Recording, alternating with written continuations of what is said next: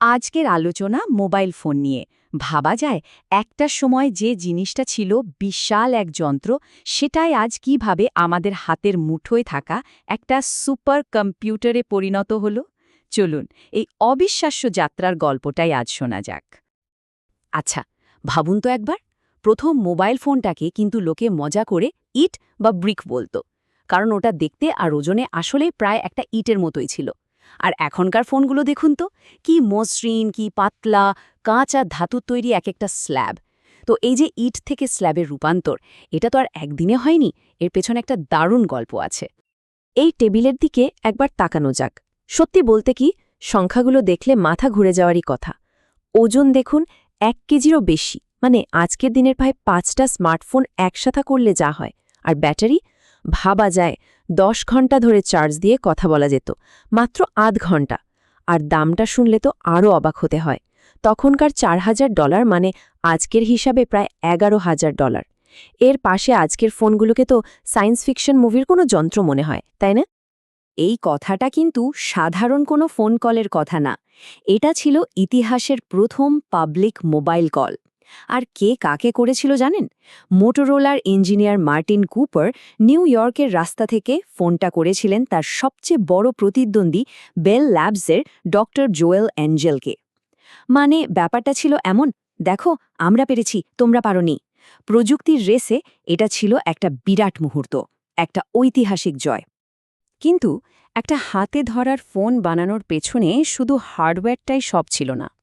এরও আগে দরকার ছিল একটা যুগান্তকারী ধারণার, একটা আইডিয়া, যেটা ছাড়া আজকের এই মোবাইল নেটওয়ার্কটাই হয়তো সম্ভব হতো না। চলুন সেই মূল আইডিয়াটা কী ছিল সেটা একটু জেনে নেওয়া যাক। এই সব কিছুর মূলে যে জাদুটা কাজ করে সেটা হলো সেলুলার নেটওয়ার্ক। বেল ল্যাবসের এই ধারণাটা কিন্তু দারুণ সহজ। পুরো একটা এলাকাকে, ধরুন একটা শহরকে, মৌচাকের মতো ছোট ছোট অংশে ভাগ করা হয়। এই প্রত্যেকটা অংশকে বলে একটা সেল, আর প্রত্যেকটা সেলের জন্য থাকে একটা করে টাওয়ার। এর সবচেয়ে বড় সুবিধা হলো একই ফ্রিকোয়েন্সি বারবার ব্যবহার করা যায়, ফলে কোটি কোটি মানুষ একসাথে কথা বলতে পারে কোনো সমস্যা ছাড়াই। এটাই ছিল আসল গেম চেঞ্জার। কখনো ভেবে দেখেছেন, আমরা যখন গাড়ি বা ট্রেনে করে যাই, আমাদের ফোনটা কিভাবে কানেক্টেড থাকে? কল তো কেটে যায় না, কারণ আমরা যখন একটা সেল বা টাওয়ারের এলাকা থেকে আরেকটাতে ঢুকি, নেটওয়ার্ক খুব বুদ্ধিমত্তার সাথে আমাদের কলটাকে পরের টাওয়ারে পাস করে দেয়। আমরা কিন্তু কিচ্ছুটি টের পাই না। পুরো ব্যাপারটা এতটাই মসৃণভাবে হয়, যেন জাদু। মোবাইল প্রযুক্তির এই যে এত দ্রুত উন্নতি, এটাকে আমরা সাধারণত কয়েকটা জেনারেশন বা প্রজন্মে ভাগ করে থাকি। আর প্রত্যেকটা প্রজন্মই আমাদের যোগাযোগের পদ্ধতিকে আমূল বদলে দিয়েছে। শুরুটা হয়েছিল 1G দিয়ে, যেটা আমাদের শুধু তার ছাড়া কথা বলার সুযোগ করে দিয়েছিল। এরপর এলো 2G, আর তার সাথে এলো SMS বা টেক্সটিংয়ের যুগ। 3G আমাদের হাতে প্রথমবারের মতো মোবাইল ইন্টারনেট তুলে দিল, আর জন্ম হলো সোশ্যাল মিডিয়ার। 4G দিয়ে শুরু হলো হাই স্পিড স্ট্রিমিংয়ের দুনিয়া। ইউটিউব, নেটফ্লিক্স সব চলে এলো হাতের মুঠোয়। আর এখন 5G ভবিষ্যতের দরজা খুলে দিচ্ছে, যেখানে চালকবিহীন গাড়ি বা অগমেন্টেড রিয়ালিটির মতো প্রযুক্তি বাস্তব হতে চলেছে। একটা লম্বা সময় ধরে ফোন মানেই ছিল শুধু কথা বলার একটা যন্ত্র। কিন্তু এরপর এমন একটা বিপ্লব এলো, যা ফোনকে শুধু কথা বলার যন্ত্র থেকে আমাদের পকেটের পার্সোনাল কম্পিউটারে পরিণত করল। আমরা অনেকেই মনে করি স্মার্টফোনের শুরু বুঝিয়ে আইফোন দিয়ে, কিন্তু জানেন কি, তারও প্রায় 1 দশক আগে 1994 সালে IBM সাইমন নামে একটা ফোন এনেছিল। ওটাতেই কিন্তু প্রথম টাচস্ক্রিন, ইমেল, এমনকি ফ্যাক্স করার সুবিধাও ছিল। যদিও ফোনটা বাজারে চলেনি, কিন্তু স্মার্টফোনের আইডিয়াটা কিন্তু ওখান থেকেই শুরু। আর এরপর এলো সেই বছরটা, যেটা মোবাইল ফোনের ইতিহাসকে পুরোপুরি বদলে দিল। সালটা ছিল 2007। অ্যাপলের প্রথম আইফোন যখন বাজারে এলো, এটা দুটো কারণে সব কিছু ওলটপালট করে দিল। এক, এর মাল্টিটাচ ইন্টারফেস, যেটা ব্যবহার করা ছিল অবিশ্বাস্য রকম সহজ। আর দুই, অ্যাপ স্টোর। এই অ্যাপ স্টোরই আসলে ফোনকে একটা সাধারণ ডিভাইস থেকে একটা শক্তিশালী প্ল্যাটফর্মে পরিণত করল।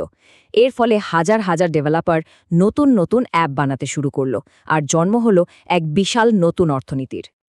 তো এই পর্যায়ে এসে মোবাইল ফোন আর শুধু একটা যন্ত্র নেই, এটা এখন আমাদের জীবন, আমাদের সমাজ, এমনকি আমাদের সংস্কৃতির এক অবিচ্ছেদ্য অংশ হয়ে উঠেছে।